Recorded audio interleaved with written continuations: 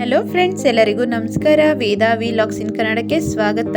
ಇವತ್ತಿನ recipe egg ಬಿರಿಯಾನಿನ ರುಚಿಯಾಗಿ ಹೇಗ್ ಮಾಡೋದು ಅಂತ ತಿಳಿಸ್ಕೊಡ್ತೀನಿ, ಬನ್ನಿ ಫ್ರೆಂಡ್ಸ್. ಮೊದಲಿಗೆ 2 ಈರುಳ್ಳಿನ ಉದ್ದು ಕಟ್ ಮಾಡಿ ಇಟ್ಕೊಂಡಿದ್ದೀನಿ, ಸ್ವಲ್ಪ ಕೊತ್ತಂಬರಿ ಸೊಪ್ಪು, 1 ಟೊಮೆಟೊನ ಕಟ್ ಮಾಡಿ ಇಟ್ಕೊಂಡಿದ್ದೀನಿ, ಸ್ವಲ್ಪ ಶುಂಠಿ ಬೆಳ್ಳುಳ್ಳಿ ಪೇಸ್ಟ್, ಹಾಗೆ ಇನ್ನೊಂದು ಈರುಳ್ಳಿನ ಒಗ್ಗರಣೆಗೆ ಅಂತ ಹೇಳಿ ಕಟ್ ಮಾಡಿ ಎತ್ತಿಟ್ಕೊಂಡಿದ್ದೀನಿ.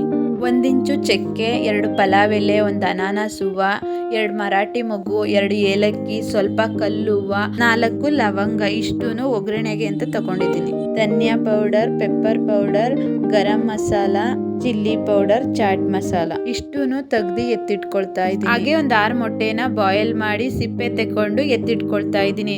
ಯಾವ ರೀತಿ ಮಾಡಬೇಕು ಅಂತ ತಿಳಿಸ್ಕೊಡ್ತೀನಿ, ಬನ್ನಿ ಫ್ರೆಂಡ್ಸ್. ಮೊದಲಿಗೆ ಗ್ಯಾಸ್ ಸ್ಟವ್ ಮೇಲೆ ಒಂದು ಪ್ಯಾನ್ ನ ಇಟ್ಕೊಂಡು ಅದಕ್ಕೆ 2 ಟೇಬಲ್ ಸ್ಪೂನ್ ಎಣ್ಣೆನ ಹಾಕೊಳ್ತಾ ಇದ್ದೀನಿ. ಎಣ್ಣೆ ಬಿಸಿ ಆದ ನಂತರ ನಾನು ಉದ್ದು ಕಟ್ ಮಾಡಿ ಎತ್ತಿಟ್ಕೊಂಡಂತ ಈರುಳ್ಳಿನ ಹಾಕಿ ಚೆನ್ನಾಗಿ ಫ್ರೈ ಮಾಡ್ಕೋಬೇಕು.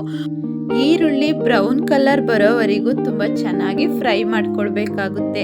ಈರುಳ್ಳಿನ ಫ್ರೈ ಮಾಡಿ ಬೇರೆ ಪ್ಲೇಟ್ಗೆ ಎತ್ತಿಡ್ಕೋಬೇಕು.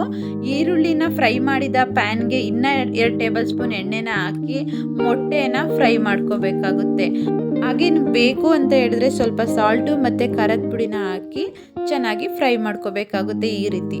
ನಂತರ ಕುಕ್ಕರ್ನ ಇಟ್ಕೊಂಡು ಕುಕ್ಕರ್ ಬಿಸಿಯಾದ ನಂತರ 2 ಟೇಬಲ್ ಸ್ಪೂನ್ ಎಣ್ಣೆನ ಹಾಕೊಳ್ತಾ ಇದ್ದೀನಿ.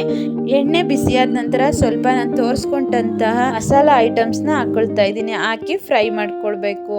ಸ್ವಲ್ಪ ಫ್ರೈ ಆದ ನಂತರ ಶುಂಠಿ ಬೆಳ್ಳುಳ್ಳಿ ಪೇಸ್ಟ್ನು ಕೂಡ ಹಾಕೊಂಡು ಫ್ರೈ ಮಾಡ್ಕೋಬೇಕಾಗುತ್ತೆ. ಶುಂಠಿ ಬೆಳ್ಳುಳ್ಳಿ ಪೇಸ್ಟ್ ಫ್ರೈ ಆದ ನಂತರ 1 ಈರುಳ್ಳಿ ಕಟ್ ಮಾಡಿ ಎತ್ತಿಟ್ಕೊಂಡಂತ ಈರುಳ್ಳಿನ ಹಾಕಿ ಫ್ರೈ ಮಾಡ್ಕೊಳ್ತಾ ಇದ್ದೀನಿ. ಫ್ರೈ ಆದ ನಂತರ 1 ಟೊಮೆಟೊನ ಹಾಕಿ ಚೆನ್ನಾಗಿ ಫ್ರೈ ಮಾಡ್ಕೊಳ್ಬೇಕಾಗುತ್ತೆ. ಟೊಮೆಟೊ ಮೆತ್ತಗಾಗೋವರೆಗೂ ಫ್ರೈ ಮಾಡ್ಕೋಬೇಕು. ಟೊಮೆಟೊ ಬೇಗ ಮೆತ್ತಗಾಗಬೇಕು ಅಂದರೆ ಅದಕ್ಕೆ 1 ಟೇಬಲ್ ಸ್ಪೂನು ಸಾಲ್ಟ್ನ ಹಾಕಿ ಫ್ರೈ ಮಾಡ್ಕೋಬೇಕಾಗುತ್ತೆ. ಟೊಮೆಟೊ ಫ್ರೈ ಆದ ನಂತರ ನಾನು ಎತ್ತಿಟ್ಕೊಂಡಂಥ ಮಸಾಲೆನ ಹಾಕಿ ಫ್ರೈ ಮಾಡ್ಕೊಳ್ತಾ ಇದ್ದೀನಿ.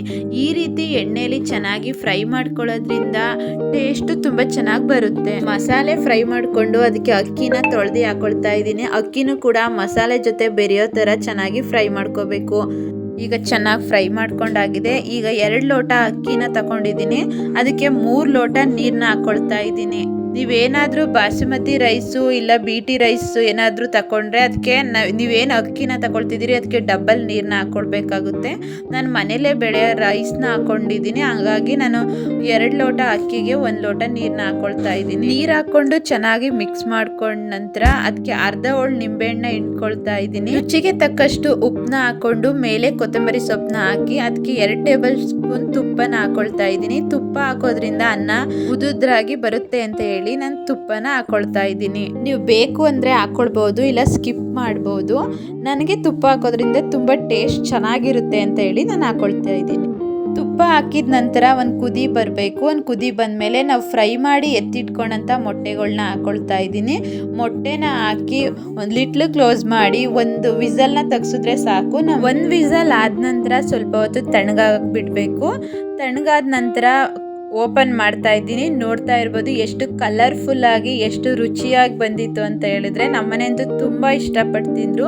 ನೀವು ಕೂಡ ಈ ರೀತಿ ಒಂದ್ಸಲ ಟ್ರೈ ಮಾಡಿ ಹೇಗೆ ಬಂತು ಅಂತ ಕಮೆಂಟ್ ಮೂಲಕ ತಿಳಿಸಿ. ಮಿಕ್ಸ್ ಮಾಡ್ಕೊಂಡ ನಂತರ ನಾವು ಈರುಳ್ಳಿನ ಏನು ಫ್ರೈ ಮಾಡಿ ಎತ್ತಿಟ್ಕೊಂಡಿದ್ವಲ್ಲ ಅದನ್ನ ಮೇಲೆ ಸ್ವಲ್ಪ ಉದುರಿಸ್ಕೋಬೇಕಾಗುತ್ತೆ.